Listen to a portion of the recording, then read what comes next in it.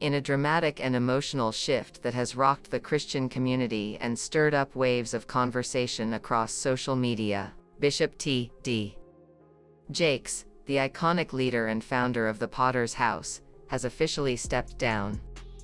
What's even more surprising is that his daughter, Sarah Jakes Roberts, is now stepping into the role, bringing with her a whirlwind of revelations that few expected. From family secrets to personal struggles, this is more than just a leadership transition, it's a spiritual reckoning. Now let's break this all the way down. It was a stunning Sunday morning when the announcement came. Bishop T.D. Jakes, known worldwide for his powerful sermons, best-selling books, and media empire, stood before a packed congregation at the Potter's House in Dallas. His voice trembled with emotion as he announced his decision to retire from full-time leadership. The air in the sanctuary turned heavy with silence before erupting in gasps and scattered cries. Jakes had dedicated more than 4 decades to ministry.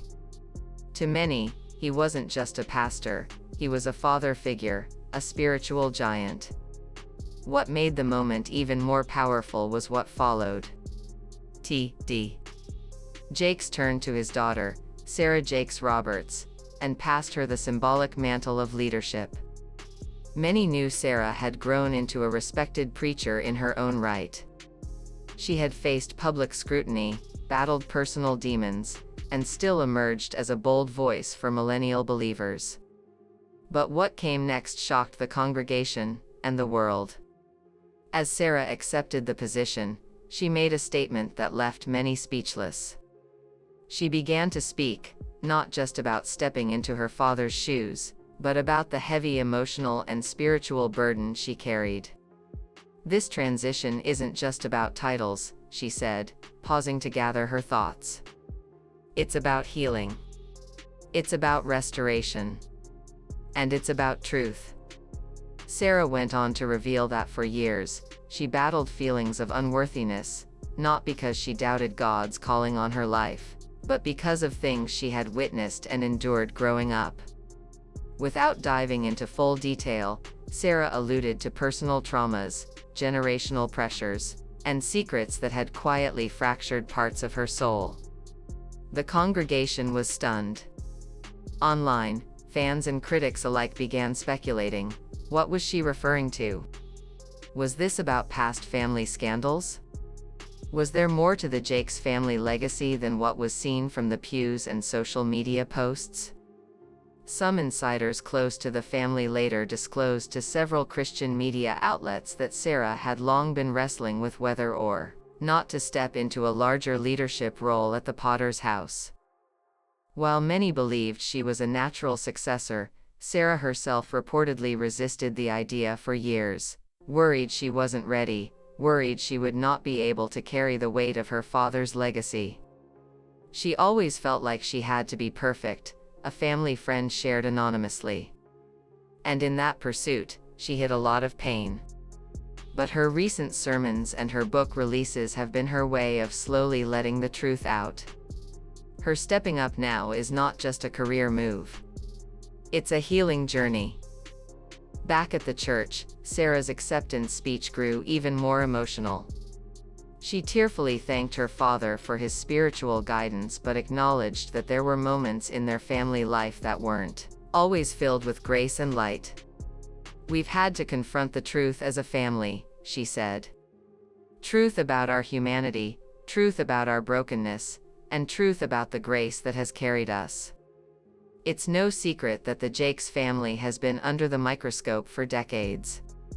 As the head of one of the most powerful ministries in the world, Bishop Jakes has often had to maintain an image of strength and infallibility. But behind the scenes, like any other family, they've dealt with trials, some of them deeply personal. Years ago, Sarah's teen pregnancy made headlines, drawing intense public scrutiny. But what the public didn't know was the depth of her struggle at that time. She has since spoken candidly about depression, shame, and isolation. Her redemption story became the heartbeat of her ministry, drawing thousands of women to her Woman Evolve movement. But now, with her stepping into a new role, Sarah made it clear that there were still layers of that story left untold. Sources close to the Potter's house say that the transition has been in the works for over a year. Bishop Jakes reportedly had private meetings with his board, key members of the congregation, and trusted spiritual advisors. The plan was to ensure that the church would continue to thrive, with Sarah bringing fresh vision, a modern voice, and a healing touch to a new generation of believers. Still, not everyone is excited about the change.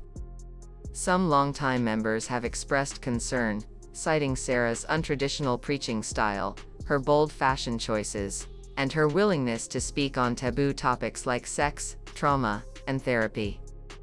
"This ain't the church I grew up in," one member commented on social media. But maybe that's what we need, a church that's real. Indeed, Sarah has always done things differently.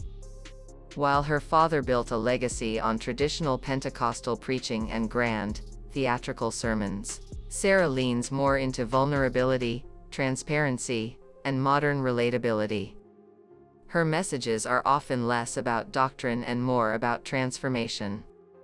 And this new era at the Potter's house is already being labeled by fans as the era of evolution. Shortly after the announcement, Sarah took to Instagram to post a heartfelt message, writing, "This mantle is heavy, but my God is stronger. I walk in truth, in courage, and in love. Thank you, Dad, for believing in me." Her post went viral, with celebrities, pastors, and influencers sharing words of encouragement. Gospel singer Kiara Sherd commented, "You were born for this." Meanwhile, T.D. Jakes, now retired from day-to-day church duties, says he's not leaving ministry completely. He plans to focus more on writing, mentorship, and expanding his business and philanthropic ventures. "I'm not done," he told his congregation. "I'm just shifting."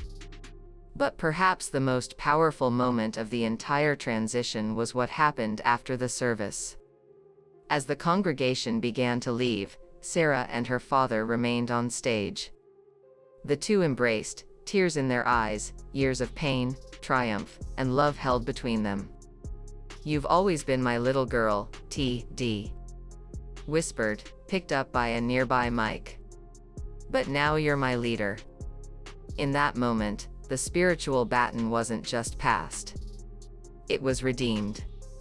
And while questions about the full nature of Sarah's revelations remain, one thing is clear: this new chapter at the Potter's house is not just about leadership. It's about legacy, transparency, and healing. And the world will be watching every step of the way.